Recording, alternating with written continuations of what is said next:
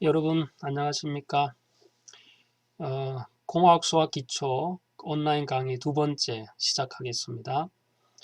오늘은 2장을 보도록 하겠습니다. 2차 선형 미분 방정식을 배웁니다. 지난주에는 1차 미분 방정식을 배웠습니다. 오늘은 2차로 넘어갑니다. 다음과 같은 그 순서로 상세하게 진행하도록 하겠습니다. 먼저 2차 선형 미분 방정식의 그 해를 찾는 방법을 소개하도록 하겠습니다. 그러기 위해서 먼저 2차 선형 미분 방정식은 어떤 폼으로, 꼴로 이루어져 있는가를 알아야 됩니다. 자, 이와 같은 형태로 되어 있습니다.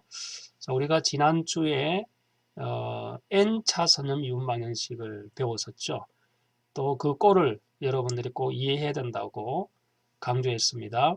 그 n차 중에 이제 2차 미분 방정식을 선형 미분 방정식을 일반 형태로 꼴로 쓰면 개수가 이렇게 d y 꼴 d x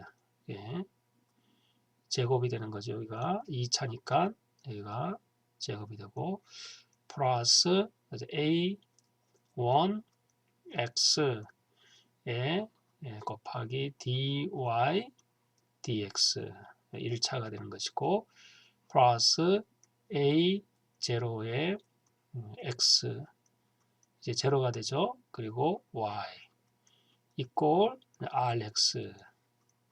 자, 이거는 1장에서 배운 내용이 됩니다. 여기에서 이제 왼쪽으로 계속 확대해서 A의 N까지 갈 수 있다라고 이야기했어요. 그죠? A의 D, Y의 N승의 DX의 N승까지. 자, 그래서 1차를 이야기할 때는 우리가 여기까지만 이야기했는데 2차 선형 미분 방식으로 들어오면서 이제 여기가 함께 포함이 되는 겁니다. 그러니까 2차 선형 미분 방정식의 그 기본적인 꼴은 이제 여기서부터 출발합니다. 우리가 지난주에도 이야기했지만 맨 최고차항의 개수, 가장 높은 이 개수의 앞부분은 항상 1로 두는 것을 원칙으로 삼는다. 그렇게 이야기했어요. 그래서 얘를 1로 두려면 모두 다 A2로 나누면 되겠죠. 그래서 얘는 1로 되는 것이고 여기가 A2 x분의 그 a1 그리고 여기가 a2의 x분의 a0가 될 것이고 또한 a2의 x분의 이제 y가 되는 겁니다. 이렇게 해서 최고차항의 개수는 여기서 1로 만들어 놓고 이 부분은 이제 좀 쓰기가 복잡하다 그랬죠. 그래서 간단하게 우리는 이걸 p라고 정의를 하고 또 A2분의 A0 이 부분을 우리는 이 개수를 Q라고 이제 정의를 하고 그리고 A2분의 R을 이제 U라고 한번 정의해 보자라고 되는 거죠. 자, 우리가 지난주에 배웠던 걸 다시 한번 리마인드 하면 1차 미분, 선형 미분은 어떻게 표현했습니까? y 프라임 플러스 px의 y 이꼴 qx 이렇게 정의했었죠. 그죠? 이거는 1차에 해당하는 겁니다. 이제 2차는 조금 개수의 모양이 다릅니다. 그래서 1차 미분 앞에 p가의 개수가 붙는 거고 그리고 y 앞에 q의 개수가 붙고 그리고 u의 개수 붙는다 이야기했습니다. 자, 여기에서 지난주에도 qx는 입력입니까? 출력입니까? 네, 그렇죠. 얘는 입력이 된다고 이야기했어요. 그죠? 그와 마찬가지로 2차 선형에서도 ux는 입력이 되는 것입니다. 자, 여기에서 이까지 여러분들이 직접 2차 선형 미분 방정식의 일반적인 그 표현법을 여러분들이 이제 확장된 n차 선형 미분 방정식으로부터 이와 같은 꼴로 얻어진다는 것을 여러분들이 이제 이해할 수 있도록 해야 됩니다. 이 2차 선형 미분 방정식은 사실 우리가 공학 문제에 있어서 굉장히 많이 사용되는 실질적인 그런 문제에 접하게 됩니다. 그래서 여러분들이 2차 선형 미분 방정식은 꼭 확실하게 이해를 해줘야 추후에 전공 분야에 들어와서 이 공학 문제를 해석하는 데 큰 도움이 됩니다.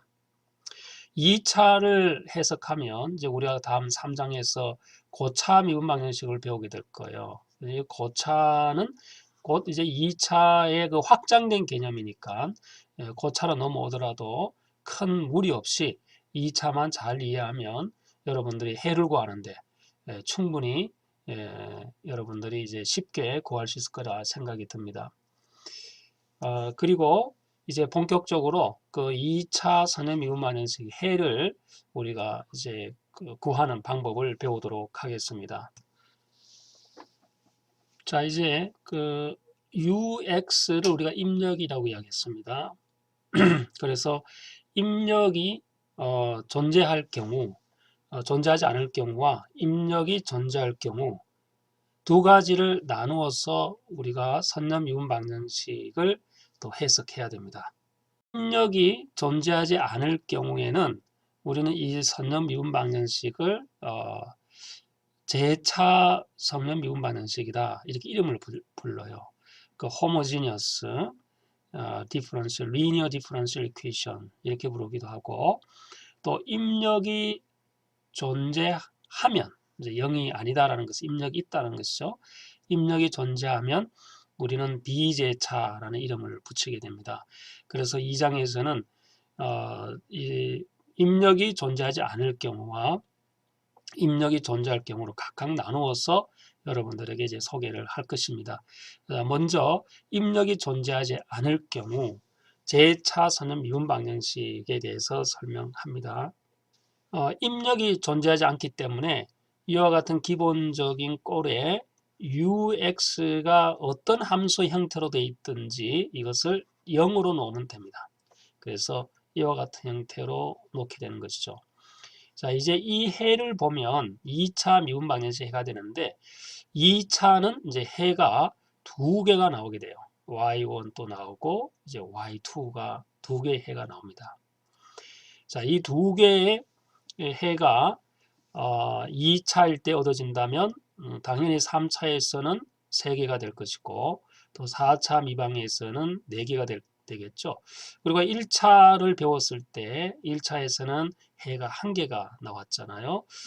그것처럼 2차 미분 방정식에서는 해가 2개가 된다라는 겁니다. 이 각각의 그 해를 서로 더해서 y1, y2도 똑같이 이제 해가 된다라는 것을 한번 증명해 보도록 하겠습니다. 자, y1, y2 전체가 하나의 해라고 가정을 하면 이것이 이제 y다. 이거 y 한 해라고 가정하면 y 대신에 y1, y2 대입하고 또 y 대신에 이거를 대입하고 또 y 대신에 이거를 대입해서 이 0이 만족이 되면 되잖아요. 그죠? 자, 그래서 한번 대입을 해서 한번 보면 이거를 이제 쭉 풀어요. 풀면은 요거가 이제 이렇게 대입하고 또 이거 대입하고 또 이거 대입하고 이렇게 대입하죠.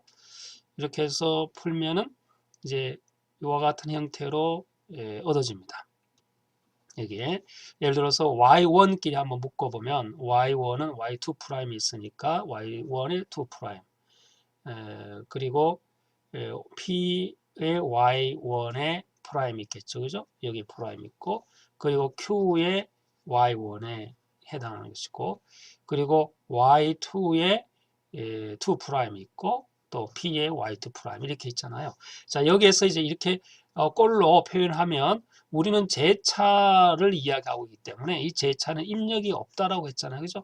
그러면은 이 꼴은 기본적인 선형에 해당하는 꼴이고 이것이 입력이 없기 때문에 얘는 당연히 제로가 될 것이고 얘도 제로가 되겠죠. 그죠? 그래서 두 개를 다 더하면은 0이 되는 이와 같은 꼴이 만족이 된다는 것을 알 수 있습니다. y1의 하나의 해와 또 y2의 해가 두 개가 더해서 해가 된다는 것은 사실 여러분들이 그동안 대수방정식을 공부하면서 이해 못했던 부분일 겁니다. 이건 대수방정식에서는 절대로 성립하지는 않습니다. 하지만 2차 선형 미분 방정식에서는 y1과 y2가 더해도 해가 된다는 것은 이와 같이 증명할 수가 있게 되는 것입니다. 또 이 재차 미분 방정식의 해가 또 어떤 꼴로 나오는지 검토해 보도록 하겠습니다. 만약에 이제 y1이 여기에 해당하는 해가 된다면 어떤 상수 c를 곱한 y1도 해가 되느냐라는 그런 질문이 되겠습니다. 자, 이것도 우리가 쉽게 풀어나갈 수가 있습니다. 이것이 해가 되려면 c를 곱한 y1 전체가 여기에 대입해서 이 0이 되는 이 조건이 만족이 되면 해가 되는 것이죠. 그에 따라서 y 대신에 c y1을 대입해 봅니다. 그래서 cy1에 2'이 되고 또 p와 cy1 프라임 플러스 q의 cy1 이렇게 만들어 놓고 여기에서 이제 세 개의 항목이 공통적으로 들어가 있는 것이 다 c이기 때문에 c라는 상수를 모조리 다 앞으로 뽑아내면 이와 같은 꼴로 만들어집니다. 자, 우리는 이것은 재차 미분 방정식의 꼴이다라는 것을 알 수 있겠죠. 그래서 이것은 재차 미분 방정식의 꼴에서는 이것을 뭘로 둡니까? 맞습니다. 0으로 두게 되는 것이죠. 그래서 상수 c에다가 0을 곱하면은 0이 된다라는 것을 확인할 수 있고 따라서 상수 어떠한 c의 값이 존재해서 그것이 해에 곱해줘도 이 해는 만족이 된다는 것을 확인할 수 있습니다. 그래서 1과 2를 이제 한번 통합해 보도록 하겠습니다. 이제 1과 2는 뭐였습니까? 1은 y1 플러스 y2라는 것이었고 2는 여기에다가 상수를 곱했을 때에 만족하는 것이죠. 따라서 y1에 해당하는 상수를 c1으로 두고 y2에 해당하는 상수를 c2라고 둔다면 이것 또한 해가 되어야 된다는 것입니다. 그래서 재차 선형 미분 방정식의 해는 이와 같이 성립이 되는 것이고 우리는 입력이 두 개가 더해져서 출력이 더해진 그 값이 나오면 우리는 중첩이라고 이야기합니다. 그래서 중첩의 원리가 만족이 되어서 이거는 선형이다라는 것을 이야기할 수 있겠습니다. 그러니까 선형의 조건은 두 가지의 원리가 만족되면 됩니다. 하나는 중첩의 원리고 하나는 비례의 원리라는 법칙이 있습니다. 비례라는 것은 x가 1이 들어갔을 때 y가 1이 되고 또 x가 2가 들어가면 y가 2가 되는 그러니까 미래의 출력을 충분히 예측 가능한 그런 형태를 우리가 비례의 법칙이라고 이야기합니다. 그래서 비례의 법칙이 만족이 되고 또 중첩의 원리가 만족이 되면 우리는 선형이다라고 이야기를 합니다. 자, 비례의 법칙이 만족이 되는 것을 우리가 C, 일반적인 상수 C를 곱했을 때 출력이 CY1이 나온다는 것을 확인했기 때문에 다시 표현하면 이것이 결국은 비례의 법칙이 만족이 되는 것이고 이것이 비례의 법칙이 만족이 되는 것이고 또 이것이 이제 중첩의 법칙, 원리가 만족이 되는 것이죠. 그래서 중첩과 비례의 한꺼번에 우리가 또 사용하게 되면 이와 같은 형태의 비례의 법칙과 중첩의 원리가 만족이 되는 그런 해를 이제 얻어낼 수가 있다는 겁니다. 그래서 재차 미분 방정식의 일반적인 해는 다음과 같은 꼴로 얻어진다라는 결론을 우리가 말할 수 있겠습니다. 자, 여기에서 나오는 이것은 좀 전에 말했던 비례의 법칙과 그 중첩의 법칙에 대해서 여러분들에게 이제 만족이 된다라는 것을 이제 소개하고자 활용된 이 그림이 되겠습니다. 그래서 2차에 해당하는 재차 미분 방정식의 일반적인 해는 이와 같은 형태가 주어진다. y 꼴 c1 y1 플러스 c2 y2다 라는 것 여러분 꼭 기억해 두고 이것을 풀기 위해서 우리가 재차 미분 방정식의 그 해를 구하는 방법을 찾아 나갈 것입니다. 자, 이제 재차 미분 방정식의 그 해를 찾기 위해서 우리 전기전자에서뿐만 아니라 우리 공학 분야에서 그래도 많이 사용되는 것이 그 계수 중에 상수 계수를 가지는 재차 미방을 많이 활용합니다. 그래서 오늘 여기에 수업에서도 상수 계수를 갖는 2차 재차 미방을 여러분들에게 이제 소개하도록 하겠습니다. 자, 이것이 이제 상수의 계수를 갖는다라고 가정하게 되는 것이죠. 상수가 아니고 일반적인 x 함수에 해당하는 그 계수라고 하면 우리가 앞에서 봤듯이 p의 x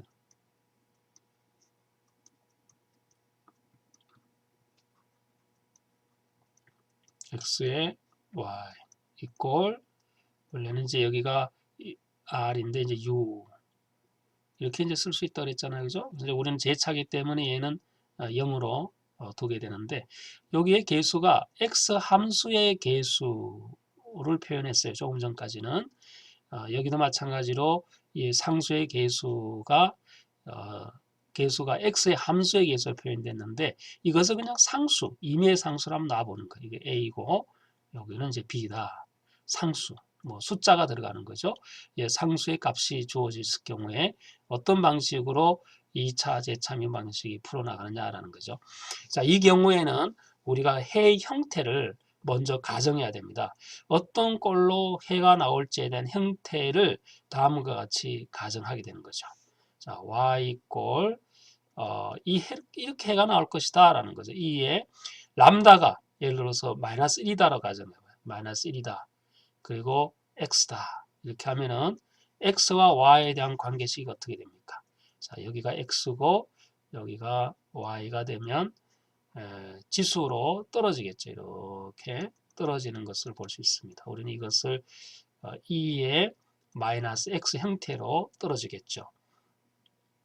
자, 이처럼 2차 재차 미방의 그 상수 계수를 가지면 이런 해가 얻어질 것이다 라는 것을 이미 여러 실험과 측정을 통해서 데이터를 확보해 둔 겁니다.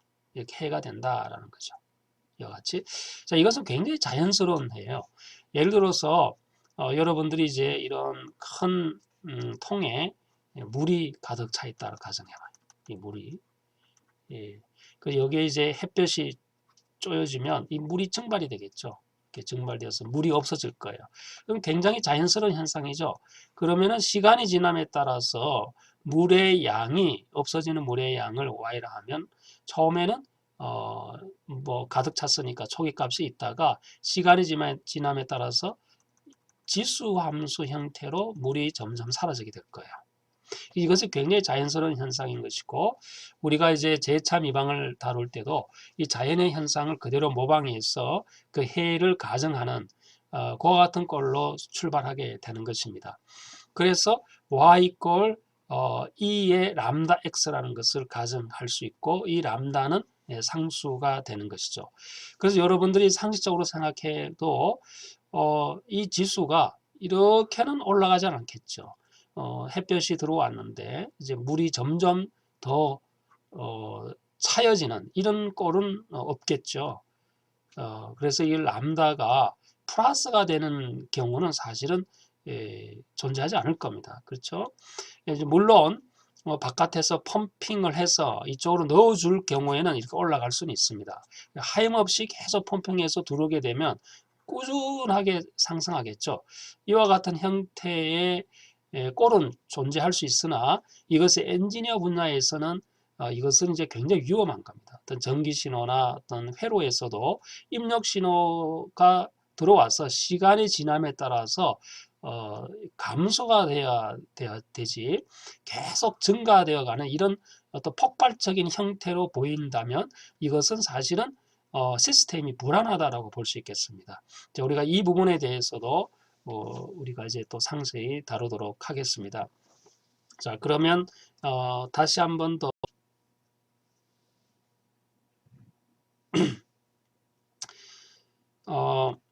예를 들어서 A의 X의 제곱 플러스 B의 X 플러스 C 이꼴 제로에 해당하는 근을 한번 X에 대한 근은 이렇게 이제 찾을 수 있겠죠.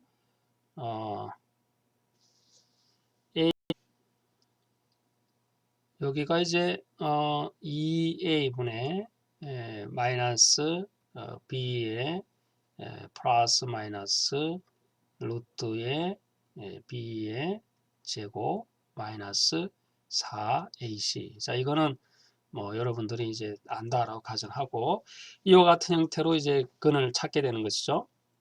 그래서 여기도 근이 람다 1이 나왔고 또 람다 2의 근이 나왔다 가정하면 이 해는 y1은 2의 람다 1 x가 됐고 e2의 람다 2 x가 되어서 이 각각의 비례 법칙과 또 중첩의 원리가 만족이 된다 그랬으니까 일반의 해는 C1 상수를 붙여주고 Y1 플러스 C2 Y2가 되고 이것이 이제 최종적으로 이렇게 얻어지게 되는 겁니다.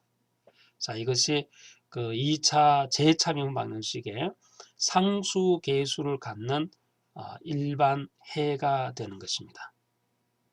자, 일반 해. 우리가 지난주에 미분 방정식의 해를 구하려면 완전해를 찾아야 된다라고 했죠. 그죠? 완전해.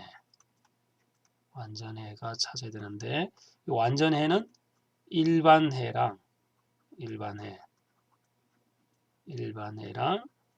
그리고 더하기 특수해가 있어야 된다 그랬죠. 그죠? 특수해. 똑같이 2차에 적용되고 3차에도 적용됩니다. 그래서 우리는 아직 완전해는 구하지는 못했어요. 그 이 완전해를 구하기 위해서 필요한 첫 번째 작업이 바로 일반해를 구하는 것인데 일반해를 구하는 방법을 지금까지 소개한 것이고 이 2차 제2차 미분 방정식의 일반해는 이와 같은 형태로 얻어진다라는 것을 알 수 있습니다. 이것이 일반해가 되는 것이죠. 그리고 특수해는 이제 우리가 2장에 계속 배우게 될 겁니다. 그래서 특수해를 계산해서 그 결과값에 더해줘야 일반해와 함께 완전해로 드디어 최종해가 만들어지게 되는 것입니다. 자, 여기서 중요한 것은 일반해를 찾기 위해서 진행을 해 오는 과정에서 어떤 방정식이 나왔습니까? 특성 방정식이 주어졌습니다. 그래서 이 특성 방정식은 일반해를 찾기 위해서 얻어지는 그 과정 속에서 만들어졌고 그리고 특성 방정식을 이용해서 일반해를 계산하게 되는 겁니다. 자, 일반해와 특수해의 차이점은 뭐라 그랬습니까?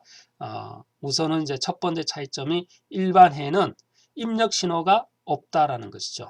입력이 없다. 그래서 일반해는 입력 신호가 제로로 놓고 얻어지는 해고 특수해는 입력 신호가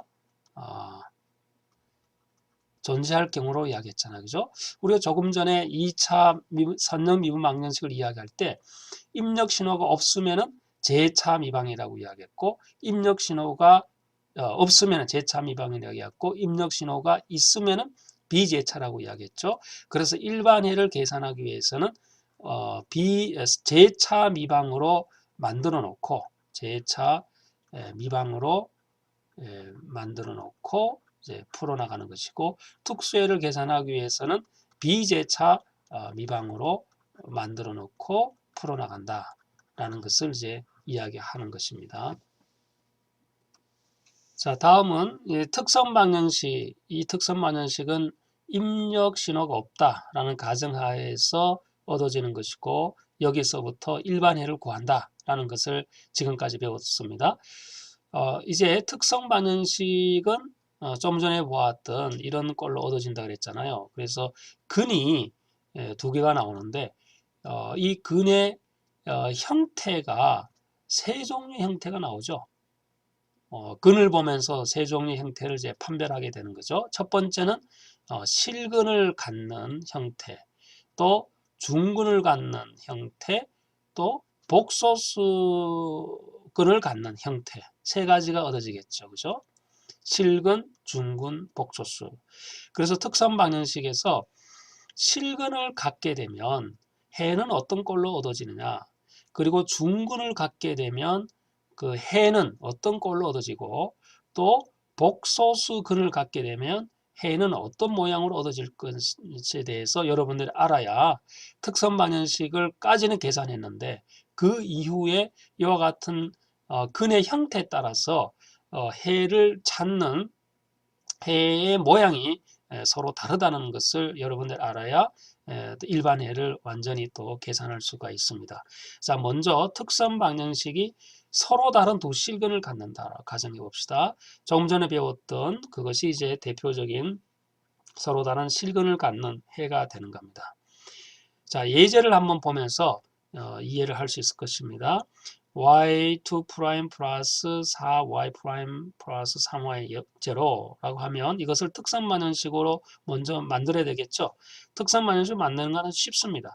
우리가 가정을 y = 2에 람다의 x라고 했으니까 이것을 이제 여기다가 대입을 하면 되죠. 그 똑같은 이 람다 x가 존재하기 때문에 이제는 특선방정식을 계산하라. 그러면 이 y2' 대신에 람다의 제곱으로 생각하면 되고 y의 프라임 대신에 람다로 생각하면 되는 겁니다. 그래서 람다의 제곱 플러스 4람다 플러스 3 이꼴 제로가 되어서 자, 이것을 이제 근을 찾으면 람다는 마이너스 1이 되는 것이고 또 람다는 마이너스 3이 되는 것이죠. 이거는 서로 다른 두 개의 실근이 되는 겁니다. 그래서 최종적인 일반해는 람다 1은 마이너스 1이 되는 것이고 또 람다 2는 마이너스 3이 되는 것이니까 이렇게 주어집니다. 자, 이렇게 해도 상관이 없어요. y는 뭐 c2의 2의 뭐 람다 x 플러스 c1의 2의 람다 마이너스 3x 이렇게 해도 상관이 없어요. 나중에 이제 초기값이 주어지면 c2나 c1도 정확하게 값을 계산할 수가 있는 것입니다. 자, 특선 방정식이 서로 다른 두 실근이면 우리가 좀 전에 배웠던 것과 연계해서 이와 같은 형태로 풀 수 있기 때문에 크게 뭐 무리 없이 여러분들이 아마 쉽게 구할 수 있을 것입니다. 이제 다음에 특성 방정식이 중근을 가질 경우는 어떻게 되는가라는 것을 보도록 하겠습니다. 중근. 자, 중근을 갖는다라는 것은 이런 형태의 특성 방정식에서 중근은 그 해가 동일하다는 것이죠. 그 해가 우리가 앞에서 근해 공식이라는 것을 대입하면 이렇게 이제 중근을 갖는 조건에서 여기서 이제 중근을 갖는 조건이잖아요, 그죠? 근 안에 있는 것이 0이 되니까 이 조건에 보면 하나의 해는 마이너스 2분의 a가 되고 또 람다 2 두 번째 해가 또 마이너스 2분의 a가 되는 것이죠. 그렇죠? 이처럼 이제 중근에 갖는 특선 방정식은 y1 이것이 하나의 해가 되는 거죠. 이것이 맞죠? 우리 앞에 써 있는 그 실근과 똑같은 개념이 되는 겁니다. 그렇다면 중근이기 때문에 y2는 어떤 꼴인가라는 거죠. 이제 y2는 u에다가 y1의 형태로 얻어질 것이다 라고 가정할 수밖에 없습니다. 그러면 ux가 뭔지를 찾는 것이 중요하겠죠. ux를 찾아서 ux에다가 y1을 곱해주면 y2라는 해가 얻어지니까 이 해도 y1도 같은 해란 말이에요. 그렇죠? 그래서 그렇다면 이 두 개의 해가 서로 또 더해주면 또 하나의 또 해가 되는 것이니까 우리가 여기서 ux를 찾는 것이 이제 관건이 되겠죠. y1은 이렇게 쉽게 찾을 수 있는데 이 y1이 중근이기 때문에 y2도 뭔가 y1과 관계가 있는 y2가 나와야 되겠죠. 그죠? 그러면은 이 두 개의 해를 관계시켜주고 연결시켜주는 것을 우리는 ux라고 가정을 하고 이 ux를 이제 찾게 되는 겁니다.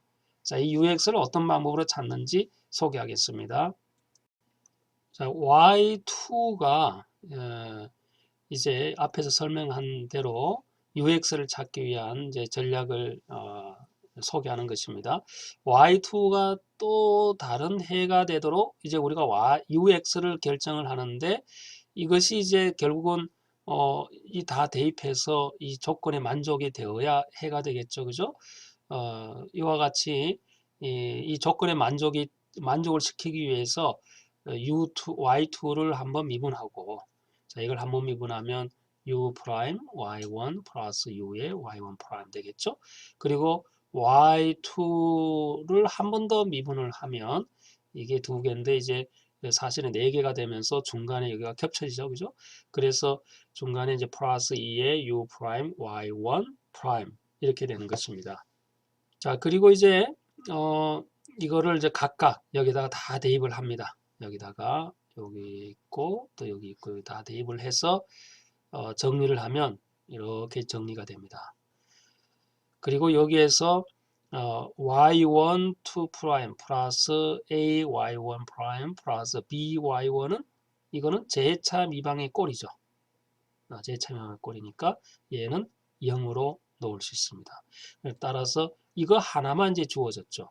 여기에서 이것이 이제 0이 돼야 되니까 이 문제를 풀기 위해서는 우리가 이 방법이 차소감수법이라는 방법이 있어요. 이 차수를 감소시켜 나가면서 풀어 나가는데 다음에 이제 소개를 하고 있습니다. 좀 전에 봤던 이것을 이제 우리가 u를 찾아내는 방법이 됩니다. 차수를 감소해야 되니까 이 높은 차수 u 프라임이라는 차수를 한 차수 낮춰서 W로 치환을 하게 되는 겁니다. 우리가 이렇게 하는 목적은 변수 분리를 해줘야 쉽게 풀어나가기 때문에 차수를 감소시켜서 치환하는 방법을 택하면 이와 같은 꼴은 변수 분리가 가능한 형태로 만들 수가 있는 겁니다. 자, 그래서 u의 2'이기 때문에 u의 첫 번째 1'을 W로 놓았으니까 이제는 W' 되겠죠. 그리고 u는 W가 될 것이고, 그죠? W가 될 것이고, 이렇게 해서 조금 이제 정리해서 y1을 다 나눠주면 이제 이렇게 형태가 될 것입니다. 자, 이것을 W는 W끼리 묶고 또 Y는 Y끼리 묶으면 변수 분리 형태가 얻어지게 되는 거죠. 자, 여기까지는 우리가 1장에서 했던 내용이기 때문에 여러분들이 이제 한번 직접 해보시면 돼요. 어떻게 어려운 게 아니니까. 자, 이렇게 얻어집니다. 여기에서 적분을 취하면 됩니다. 양변에다가 이렇게 이제 적분을 취하면 되죠.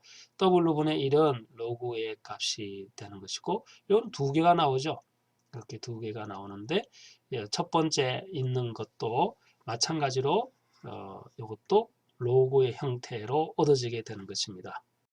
예를 들어서 이제 앞에 있는 것이 마이너스 y1분의 2y1 프라임의 dx. 이제 이렇게 한번 이제 풀어서 다시 쓰면은 이렇게 이제 보면 마이너스 2는 앞으로 나오겠죠. 마이너스 2는 앞으로 나와서 적분 y1분의 y1 프라임의 dx 이렇게 나옵니다. 그죠?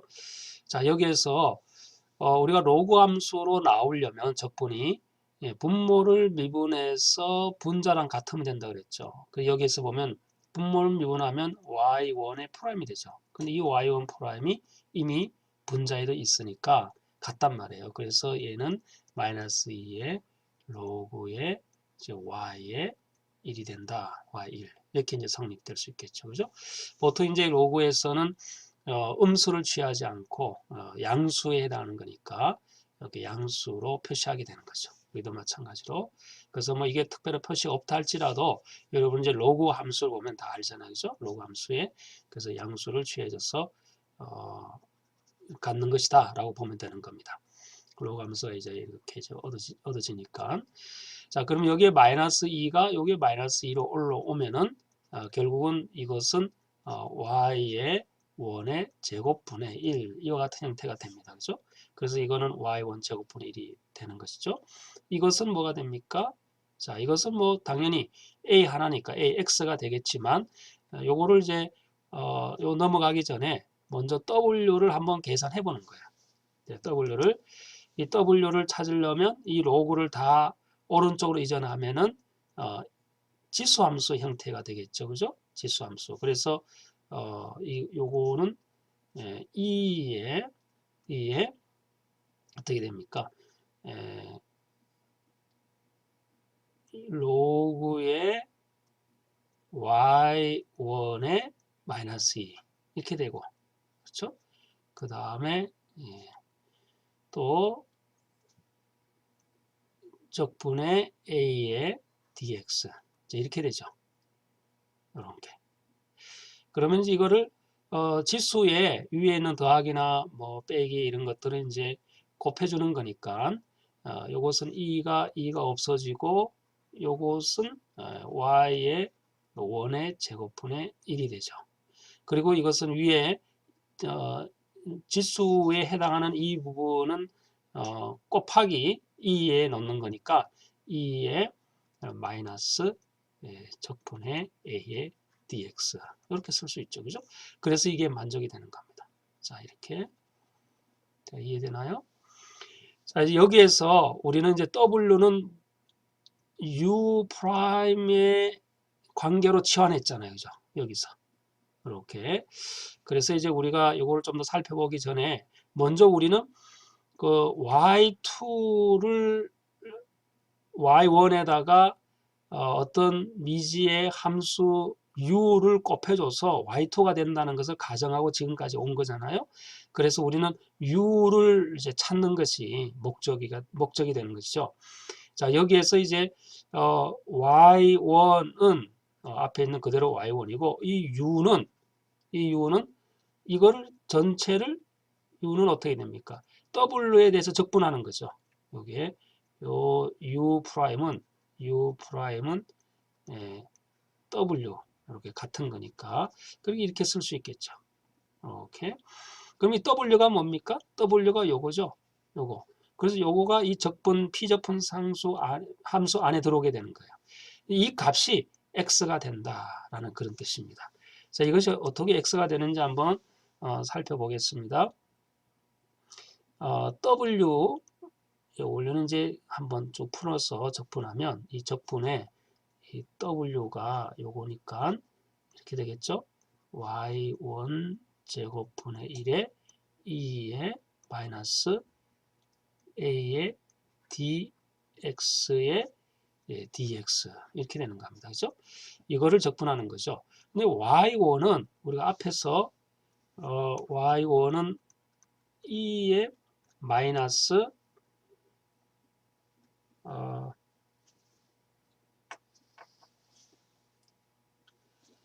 앞에서 봐야 되겠네. 이게 a분의 x인지 2분의 x 여기는요. 그죠? 2분의 ax가 되네. y가 지워져 버렸네.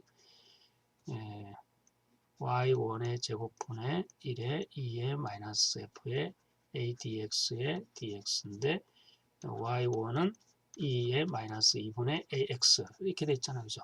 자, 그러면 이것을 여기다가 대입을 하면 2의 마이너스 2분의 a의 x의 2승이니까 2가 밑에는 2가 사라져서 2의 마이너스 ax가 됩니다. 이 부분은 이제 이렇게 됩니다. 그죠? 그리고 요것은 ax가 되죠. 따라서 다시 쓰면은 2의 마이너스 ax분의 1에 곱하기 2의 마이너스 ax의 dx 이렇게 됩니다. 그죠? 그래서 여기는 분모랑 분자를 지워버리면 따라서 dx가 되는 것이고 이것이 x가 되는 거죠. 그래서 여기에 x가 얻어지게 되는 것입니다. 따라서 결론적으로 y2는 x의 y1이다 라고 표현할 수가 있습니다. 그래서 y1이 이와 같이 2의 마이너스 2분의 ax로 놓으면 y2는 앞에다가 x를 곱해주고 똑같이 y1의 해를 그대로 써주면 되는 거예요. 자, 그래서 여기까지가 결론을 이제 이야기하면 일반해 특성 방정식 중에 중근을 갖는 일반해는 y 이꼴 c1의 y1 플러스 c2의 x의 y1 이렇게 쓸 수 있는 겁니다. 그래서 이제 여기를 보면 이렇게 두 개 해가 나와 있으니까 C1의 2의 마이너스 2분의 a의 x 플러스 이제 C2의 x의 2의 마이너스 2분의 ax 이와 같은 형태의 중근을 갖는 일반해를 얻을 수가 있다는 것입니다. 자, 이걸 한번 예를 들어서 설명해 보도록 하겠습니다. 2차 미분 방정식에서 주어졌습니다. 맨 오른쪽에 있는 이것이 0이니까 이것은 입력이 없다라는 것이죠. 제2차 미방에 해당하는 겁니다. 영어로는 homogeneous가 되는 것이죠. 특성 방정식을 보면 특성 방정식은 이렇게 쓸 수 있고 중근을 갖는 거니까 람다1은 마이너스 2가 되는 것이죠. 그래서 람다1, 람다2가 마이너스 2 중근이니까 일반에는 어떻게 됩니까? C1의 2의 마이너스 2x 플러스 C2의 x 하나만 곱해주고 똑같이 써주면 되는 겁니다. 자, 이렇게 어려운 것이 아니죠. 다음은 특선 방정식에서 복소근을 갖는 경우를 보도록 하겠습니다. 람다 제곱 플러스 a 람다 플러스 b 이꼴 제로 특성 방정식이라고 가정을 해서 여기에 근의 공식을 대입하면 복소근이 나온다라고 가정할 수 있습니다. 우리가 복소근을 실수부와 헛수부로 나눌 수가 있겠죠.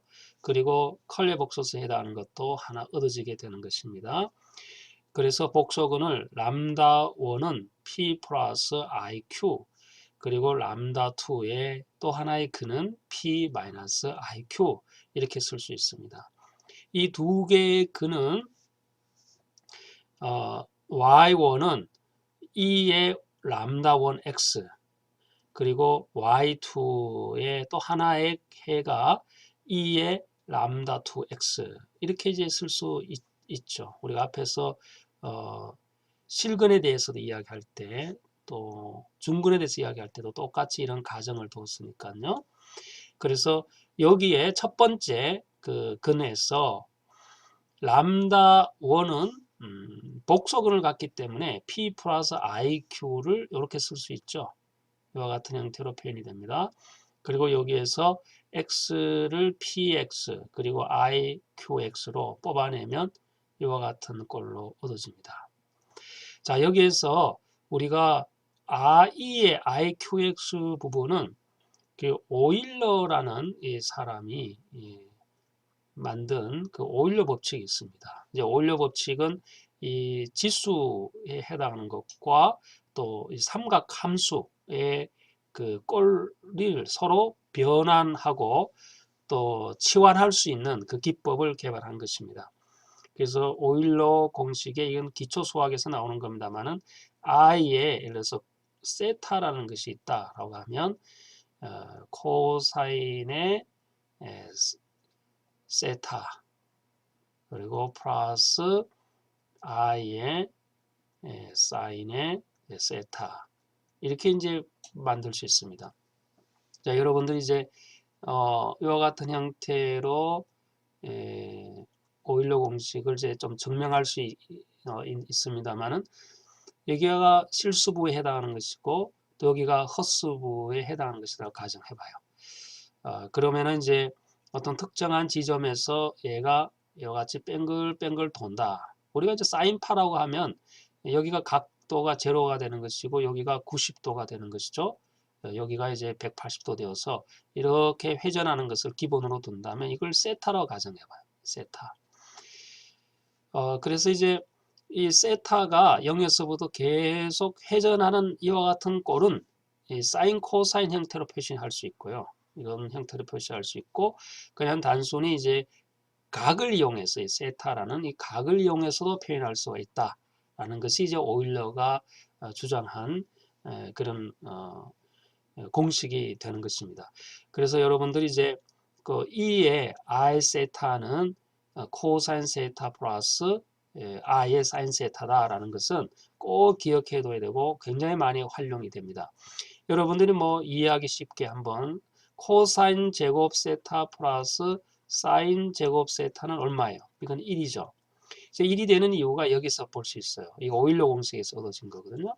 이제 반지름을 우리가 여기 1이라고 가정을 하면, 반지름 1이라고 가정하면, 이렇게 다시 다시 쓰면 또 다 지워지니까 여기서 새로 쓸까요?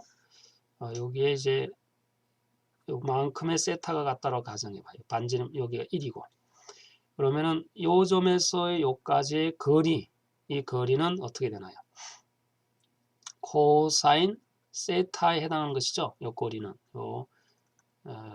변을 낀 각에 해당하는 거고, 요 거리는 어떻게 되나? 사인 세타가 되겠죠. 그죠?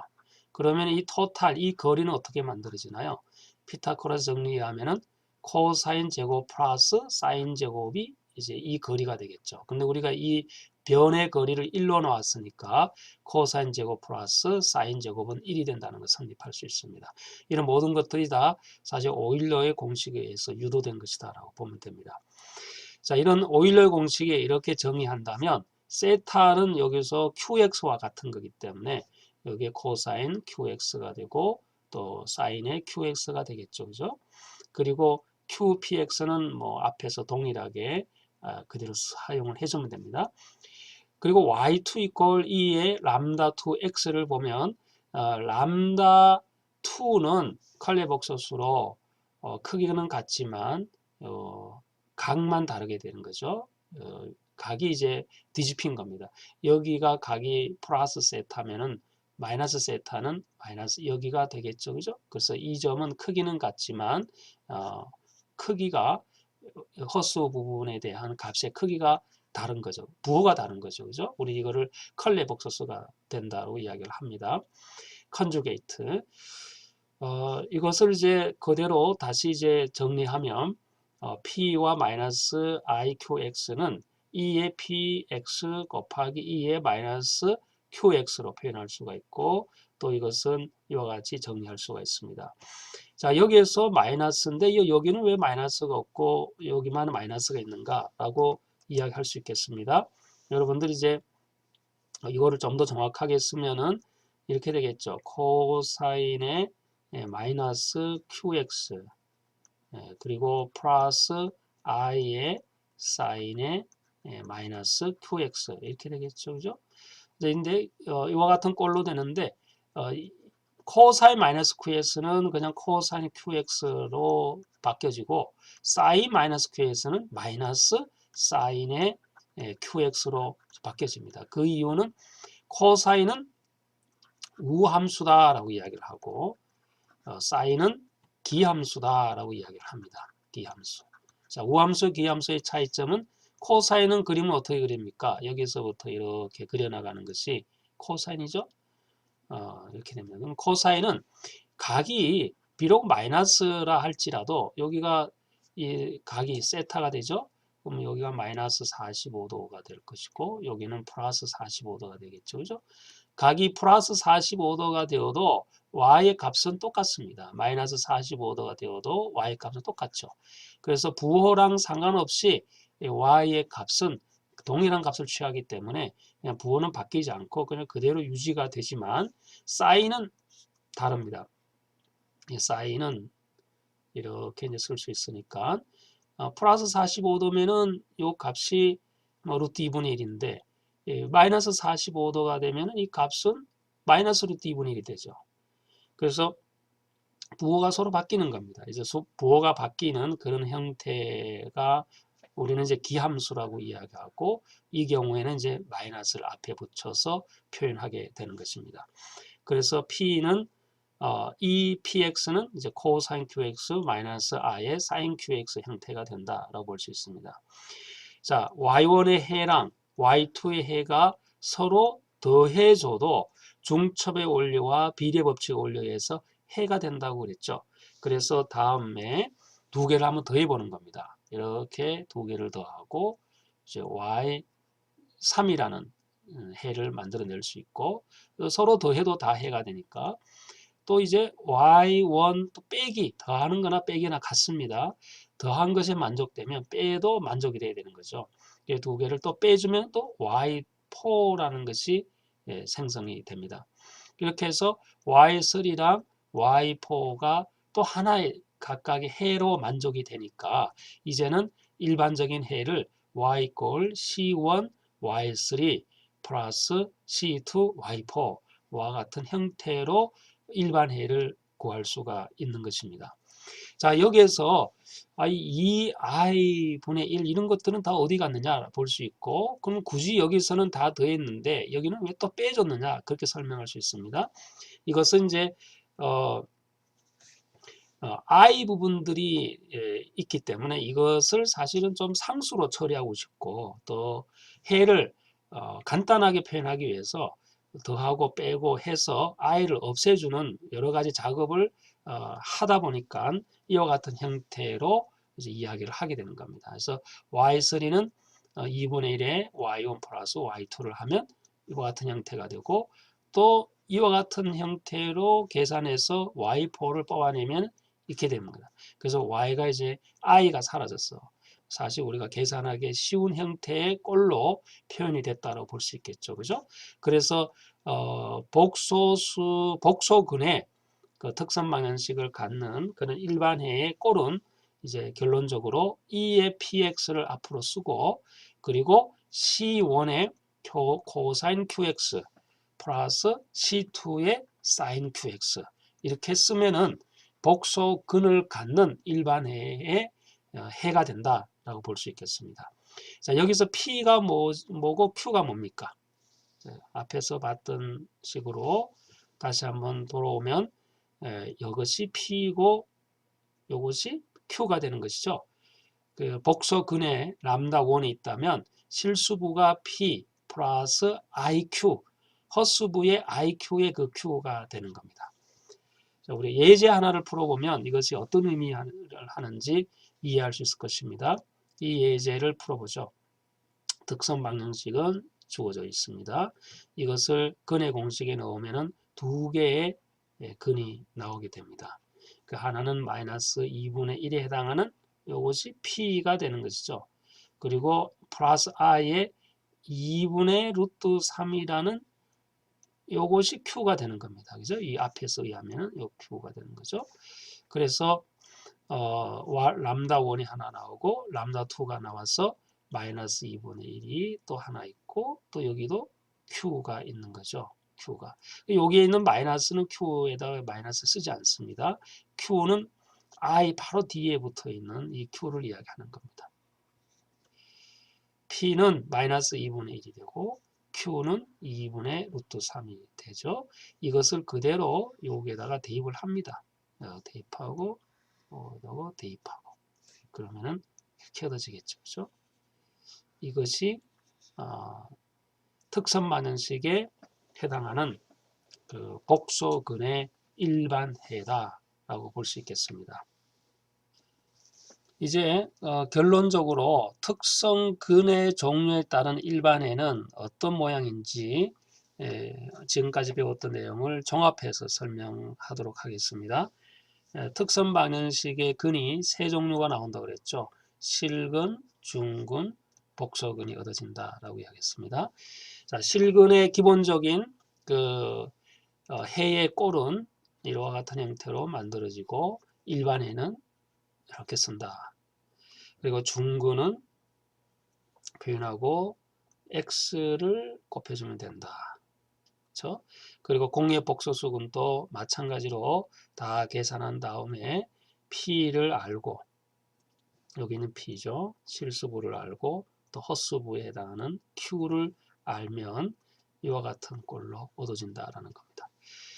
자, 이제 중요한 것은 이런 실근과 중근과 허근이 실제 회로적으로 혹은 우리가 공학적으로 어떤 중요성을 갖게 되는가에 대한 설명을 여러분들에게 하도록 하겠습니다.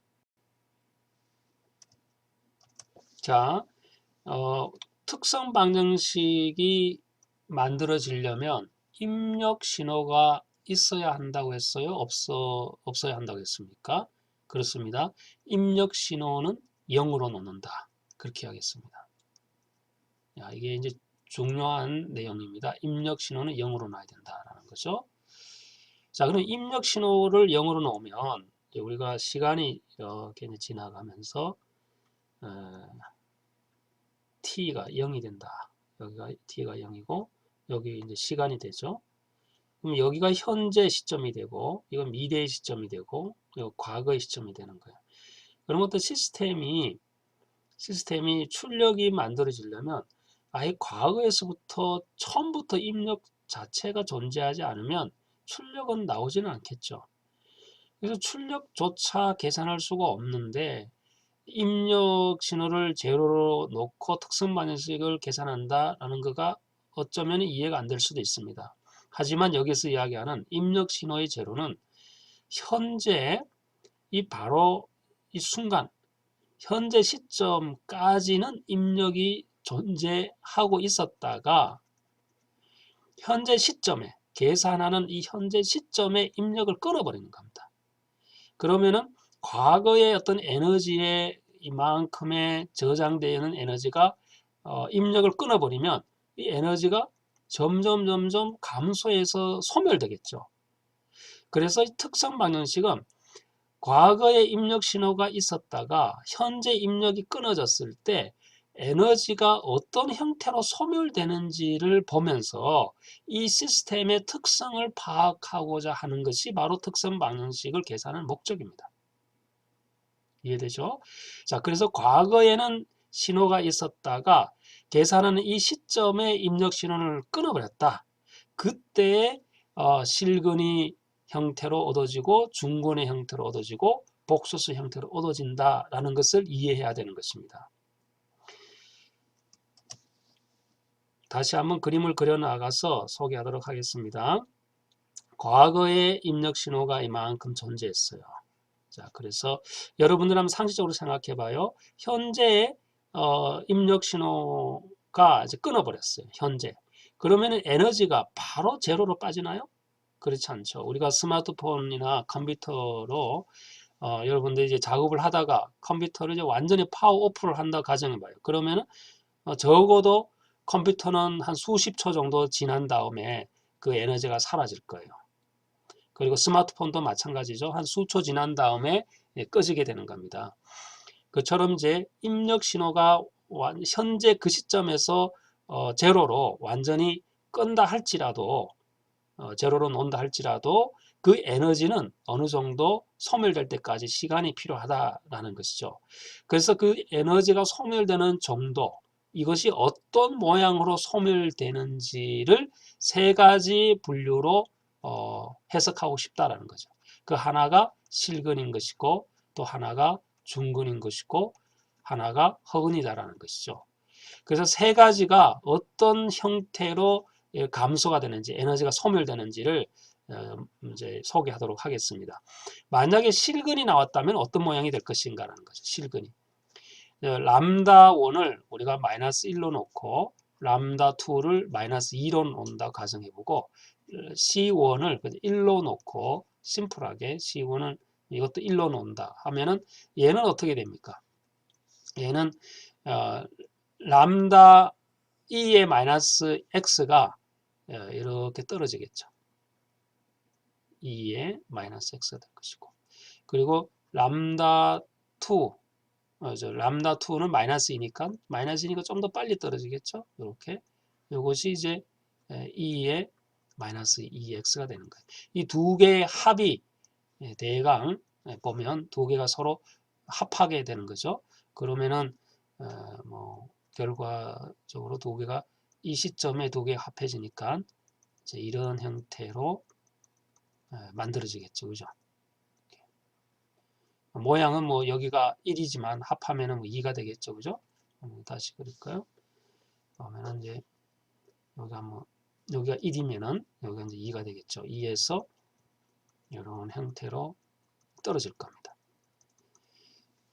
이것이 이제 그 실근을 갖는 그 특성 방정식에서 에너지가 입력 신호를 제로로 만들었을 때 에너지가 감소되는 현상을 이렇게 그림을 그릴 수 있습니다.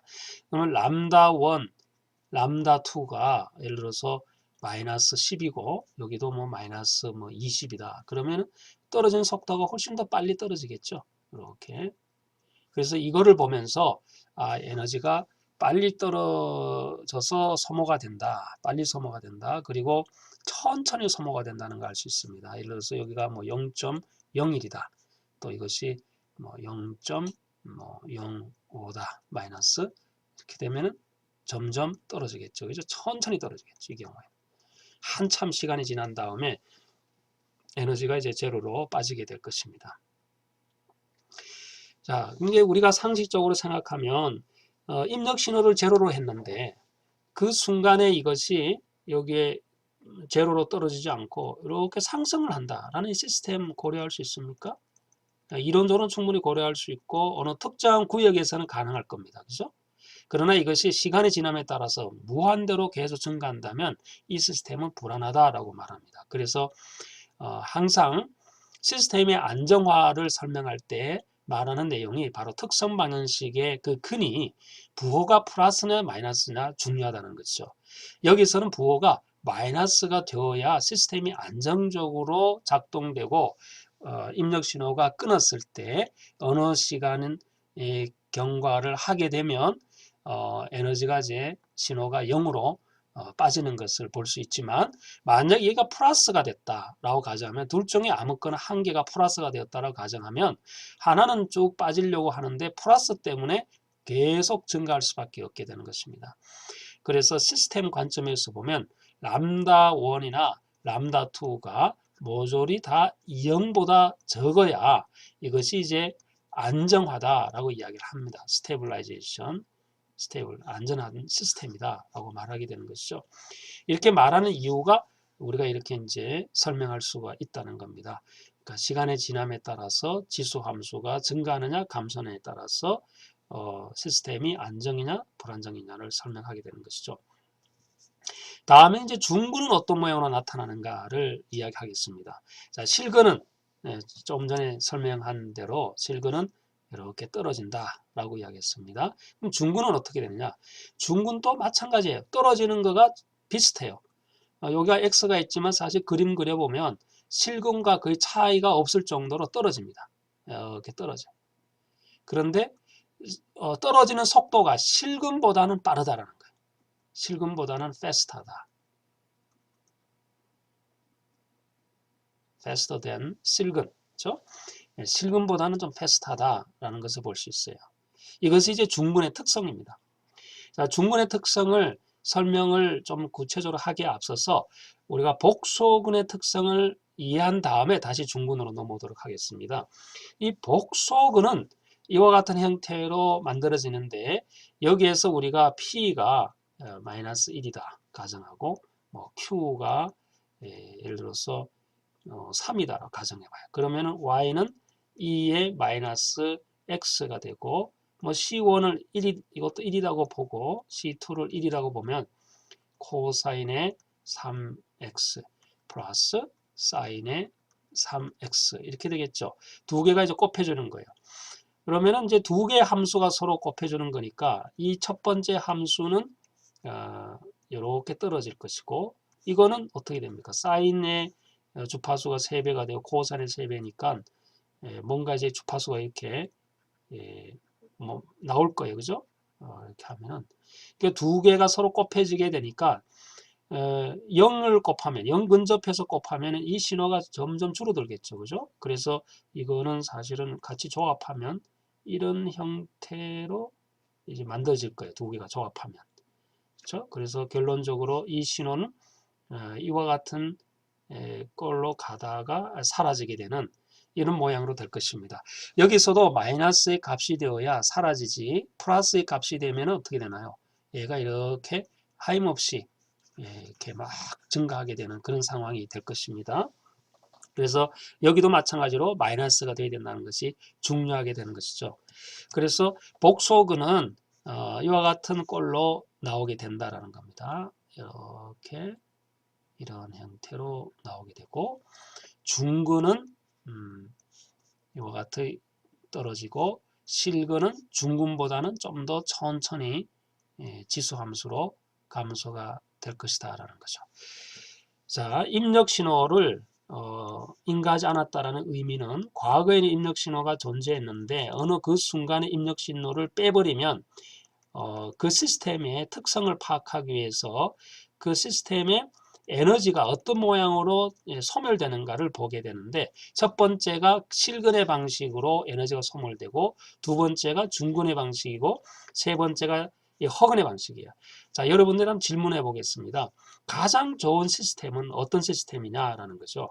과거에 이런 에너지를 쓰고 있다가 현재의 파워를 완전히 입력 신호를 이제 제로로 만들면 에너지가 그 순간에 바로 빠져버리는 것이 전기세도 줄고 여러 가지 장점이 있겠죠. 그렇죠? 에너지가 빨리 소멸돼야 되죠. 우리가 입력 신호를 끊겠다라는 것은 에너지를 소멸시킨다라는 것과 같은 거지 않습니까? 그러면 에너지가 소멸시키기 위해서 그 에너지가 천천히 소멸되는 것은 좋지 않다라는 거죠. 그렇죠? 그래서 컴퓨터도 파워를 껐는데 한참 뒤에 파워가 꺼진다. 이거는 좋지 않는 거죠. 컴퓨터 파워를 끄면은 바로 파워가 에너지가 소멸되면 참 좋겠다라는 거죠.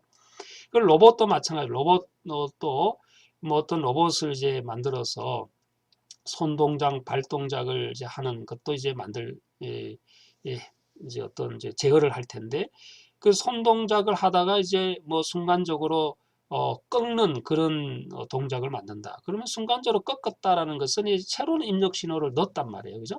새로운 입력 신호를 넣었는데 과거의 에너지가 그대로 살아있는 상태에서 새로운 입력 신호가 들어오게 되면 이 로봇이 꺾는 그 각도가 이렇게 아주 원활하게 이렇게 꺾여 가지는 않을 겁니다.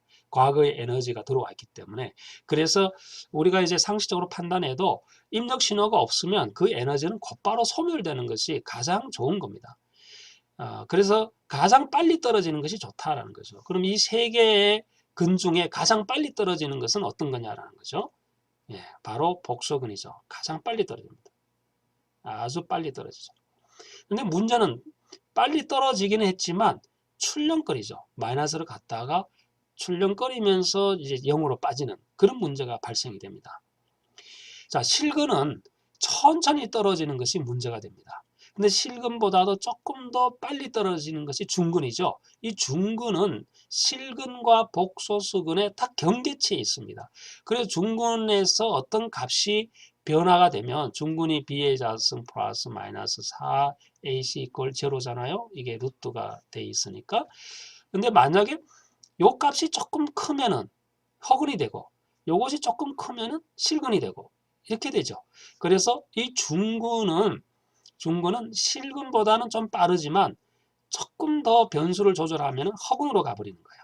그리고 조금 더 변수를 조절하면 실근으로 가게 되는 것이죠. 그죠? 그래서 이 중근이 사실은 뭐 우리가 봤을 때 가장 좋은 그런 근이라고는 볼 수는 있을 것 같아요. 그죠? 하지만 중근으로서도 이 빠지는 에너지가 빠지는 또 신호가 빠지는 속도가 너무 느리다. 라고 판단하는 경우가 많이 있습니다. 그런 경우에는 뭐를 써야 됩니까? 바로 복소근에 해당하는 해를 찾아서 이 해를 이용해서 에너지를 빨리 소모시켜 나가는 방법으로 가야 될 것입니다. 자, 근데 문제는 복소수근에서는 이와 같은 이제 오실레이션 현상이 일어나는 것이 문제라 그랬죠. 그래서 나중에 여러분들이 이제 전공 분야에 특히 로봇이나 자동제어나 시스템 해석이나 이쪽으로 분야에 좀 깊이 들어가게 되면은 중근에서 빨리 떨어지면서 오실레이션이 일어나지 않는 그와 같은 기법을 또 배우게 됩니다. 그래서 여러분들이 이제 그 좀 고급 전공 분야에서 나오는 거기 때문에 우리가 이제 기초 수학을 배우면서 그까지는 다룰 수는 없습니다. 하지만 여기에서는 특선 방정식의 근, 실근과 중근과 그 허근에서 각각 갖는 물리적인 의미를 여러분들이 꼭 기억해 줘야 되고 또 각각에 대한 일반 해가 어떤 꼴로 만들어지는지도 여러분들이 꼭 기억해 줘야 되고 또한 시스템 관점에서 이 람다1, 람다2가 부호가 마이너스가 된다는 것은 그런 시스템이 안전하다, 스테이블하게 흐른다라는 것도 우리가 알아야 되는 것이고 또 복소수근도 마찬가지죠. 이 P도 마이너스가 되어줘야 에너지가 0으로 에너지 관점에서 0으로 빠지게 되는 것입니다.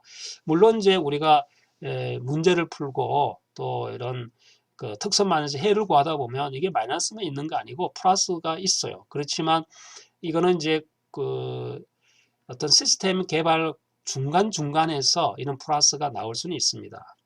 그리고 이제 최종적으로 우리가 원하는 것은 마이너스로 뽑아내게 되는 것이지만 그러나 중간중간에는 마이너스가 존재하기 때문에 우리가 이제 문제를 풀면서 이런 플러스가 되는 형태의 문제도 여러분들이 많이 접하게 될 것입니다.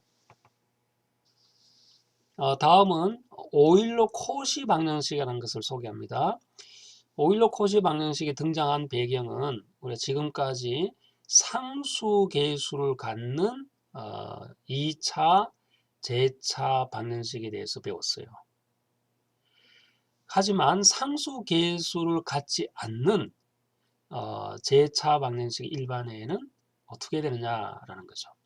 이것은 이제 조금 계산하기가 쉬운 것은 아닙니다. 하지만 어떤 특별한 형태의 오일러 코시의 미분 방정식을 만족하면 또 그런 꼴이 형성이 되면 오일러 코시, 오일러라는 사람과 코시라는 사람이 제안한 방식대로 풀면은 이것 또한 쉽게 풀 수 있는 것으로 여러분들 이해하면 됩니다. 자, 그 꼴은 어떠냐라는 거죠. 2차 미방의 최고차항의 x의 제곱 또 1차 미분의 계수의 x 또 0차면 없어요. 그래서 x제곱 x 없는 것. 이와 같은 꼴이 되는 거죠. 이런 꼴로 얻어지면 여기는 이제 상수 계수가 아니잖아요. x의 제곱은 앞에서는 우리가 1이었는데 여기서는 상수의 계수가 아니죠. x제곱. 여기도 마찬가지로 ax라는 함수, x의 함수의 계수잖아요. 그죠? 이처럼 이제 상수의 계수가 아니고 어떤 x 함수의 계수로 이루어져 있대 이 꼴이 이와 같은 형태로 점점 차수가 감소하면서 각각의 미분 항목의 계수로 사용이 되면 우리는 이것을 오일러 코시 방정식이다 라고 부르고 이 방정식은 기본적인 해의 형태를 이와 같은 형태로 두면 됩니다. y는 x의 m승으로 두면 되는 거죠. 이것이 이제 과연 이 조건에 만족되는지를 확인하려면 2번 미분하고 1번 미분해서 여기를 다 대입을 해주면 되겠죠. 그래서 0이 되면 됩니다. 똑같은 방식으로 y를 한번 미분하면 이렇게 될 것이고 이것을 다시 한 번 더 미분을 하면 이제 이렇게 되겠죠. x에 대해서 미분 한 번 했으니까 이제 m은 마이너스 2승이 되겠고요. 그죠? 그래서 이것을 여기다가 대입을 합니다. 자, 여기에 요거는 여기다가 대입하고 또 요거는 이제 여기다가 대입하고 그죠? 그리고 y는 이제 여기다가 대입하겠죠.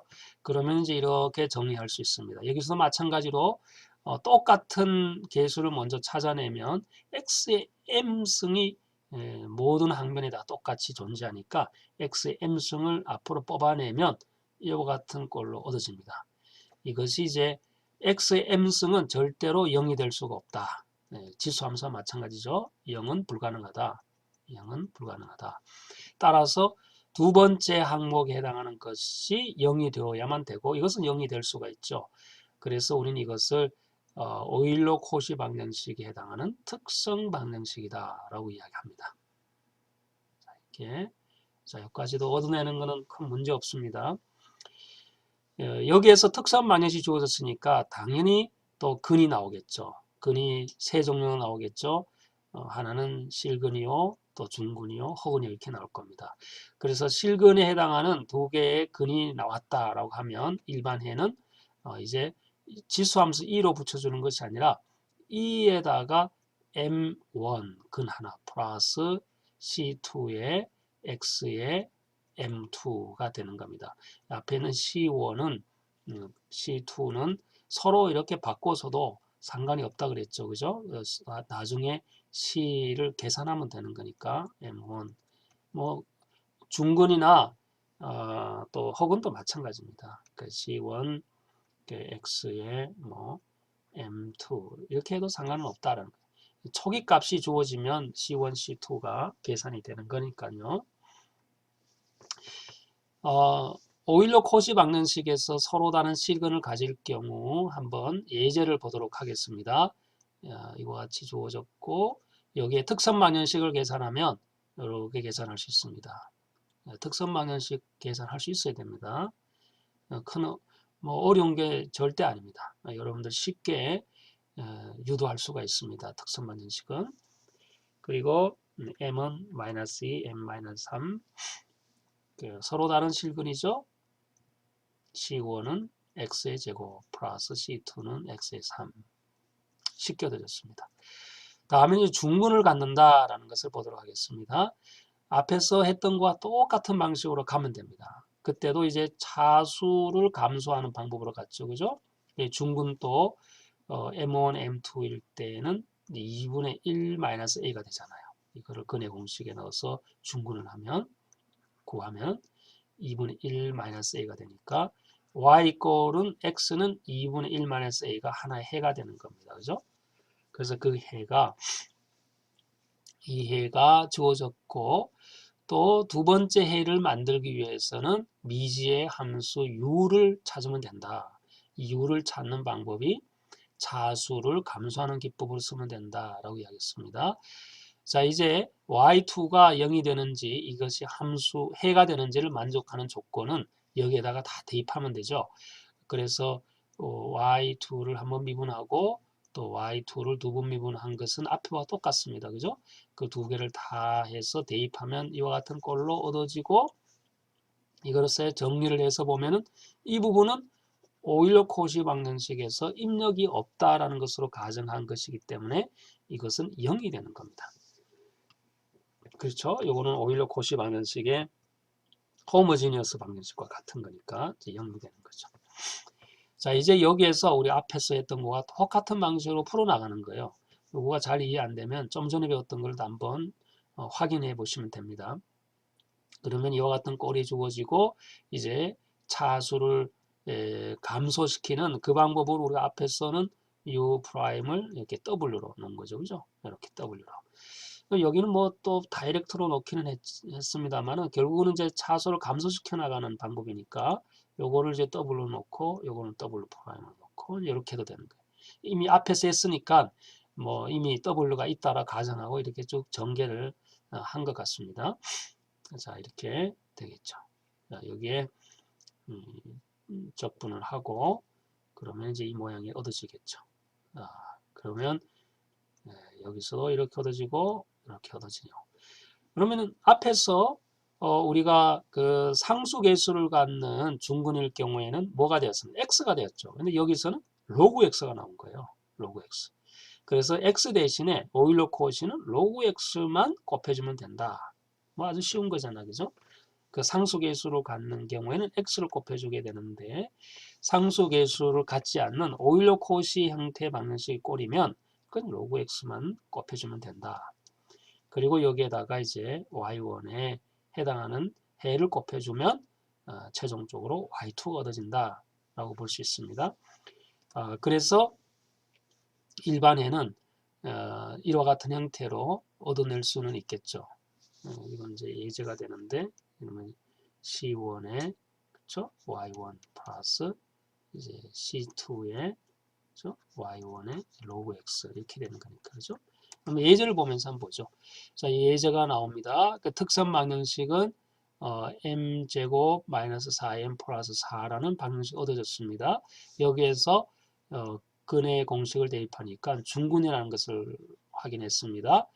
이제 중근이라는 것을 확인했으니까 오일러 코시 방정식이 조건이지 않습니까? 그러면 일반에는 C1의 x의 2가 되고 C2의 x의 2가 되고 곱하기 로그 x 이렇게 해주면 됩니다. 다음에 이제 공역 복소수 근을 갖는 것은 어떻게 되느냐? 복소수 근에 해당하는 거죠. 이것 또한 앞에 했던 것과 똑같은 방식이기 때문에 길게 설명하지는 않겠습니다. 특선 방정식이 주어졌습니다. 여기에 복소수 근이 M1에 해당하는 P 플러스 IQ 또 M2는 P 마이너스 IQ 되겠죠. 두 개의 근이 와 같은 형태로 주어지고 이것 또한 오일러 공식을 대입하면 된다라고 이야기했습니다. 오일러 공식에 대입을 하면 코사인 q의 로그 x 플러스 i의 사인 q의 로그 x로 얻어집니다. 이 부분을 여기에다가 대입하고 또 여기다가 대입하면 되는 것이죠. 다음에 이제 칼리 복소수도 똑같은 방식으로 우리가 봅니다. 그러면은 q의 로그 x, q의 로그 x. 우리 앞에서 상수계수 갖는 거가 x였죠. x. 그러면은 오일러 코시 방정식의 꼴이 만족하면 x 대신에 로그 x 그렇게 생각하면 됩니다. 그렇죠? 똑같은 꼴이니까 이렇게 되고 마찬가지로 여기에 뭐 i라는 것이 있어서 좀 복잡하게 계산이 될 수도 있는데 우리가 중첩의 원리나 비례의 원리가 만족된다고 가정하고 이제 이 해를 서로 이제 조합을 통해서 간단한 해로 만들어낼 수가 있습니다. 그래서 y3라는 해를 이와 같은 중첩의 원리를 만족시킨다라고 가정해서 보면 이와 같은 결론을 만들어냅니다. 그렇죠? 자, 그래서 일반 해는 허근일 때는 이런 모습으로 갖게 되는 것이죠. 그렇죠? 앞에서 봤던 로그 x가 사실 x로 치환되는 것에 불과한 것이기 때문에 오일러 코시의 방정식은 그렇게 어려운 내용은 아니다라는 것을 알 수 있습니다. 예제를 보겠습니다. 오일러 코시 방정식에 대한 것이죠. 그리고 특선 방정식이 m제곱 플러스 6m 주어졌을 때 이제 복소수가 나왔습니다. 그렇죠? Q는 요거가 P는 마이너스 3이고 Q는 뭐가 됩니까? 2가 되는 거죠. 2. 마이너스 2가 아니에요. 요 2입니다. 2가 되는 거죠. 그래서 그 2에다가 로그 x를 곱해주면 된다라는 거죠. 자, 이 그림을 이제 제가 한번 시뮬레이션에서 봤는데 이렇게 이제 얻어지는 것을 볼 수 있습니다. 이렇게. 물론 이제 실수와 복소수 그리고 중근 이런 것들은 앞에서 설명한 그 시스템 에너지 관점에서 설명을 했습니다. 그래서 오일러 코시 방정식도 같은 원리로 여러분들이 이해하면 됩니다. 따라서 이제 종합적으로 다시 설명을 드리면 오일러 코시 방정식에서도 그 서로 다른 실근이 있고 또 중근이 있고 복소근이 있으면 이 경우에도 기본적인 근의 표현은 이와 같은 형태로 만들어내고 일반에는 이렇게 되고 또 중근이 이렇게 만들어지고 또 허근이 이렇게 만들어진다라는 것을 소개했고 또 결론적으로 이렇게 설명할 수 있습니다. 이와 같이 특선 방정식으로부터 실근, 중근, 허근에 해당하는 것을 여러분들이 이제 배웠고 각각 물리적인 의미를 제가 시스템의 관점에서 에너지가 빠지는 소멸되는 그 관점에서 그 그래프를 통해서 여러분들에게 소개했습니다. 꼭 기억해 줘야 할 내용이고 또 공학 엔지니어에서 우리가 해석하는 방법에 있어서 굉장히 중요한 부분이다 이야기할 수 있겠습니다. 여기까지 하도록 하겠습니다. 오늘 배운 내용 일반해 궁극적으로 우리가 완전해를 찾는 겁니다. 그러니까 완전해 궁극적으로 완전해 우리가 이거를 이제 y 완전해를 찾는데 그게 이제 우리가 일반해 보조해라고 이야기합니다. yc 플러스 특수해 yp라는 것이 있어요. 그래서 우리가 일반해 이거를 이제 우리가 지금까지 찾는 방법을 배웠고 일반해로부터 특선 방정식이 얻어지고 그 특선 방정식의 세 가지 조건으로부터 그 해를 만들어내는 구체적인 그런 꼴 또 형태까지 우리가 배우게 되었습니다. 우리가 다음 주에는 특수해를 계산하는 방법을 또 배워야 됩니다. 그래서 특수해를 계산하는 방법을 배우고 이 특수해를 계산해야 비로소 우리가 y라는 2차 선형 미방의 완전한 해를 찾을 수 있습니다. 지금까지는 그냥 반쪽 정도 배웠다고 보시면 되고 다음 주에 특수해까지 함께 배워야 최종적으로 y는 yc 플러스 yp라는 완전한 해로 답을 얻어낼 수가 있습니다.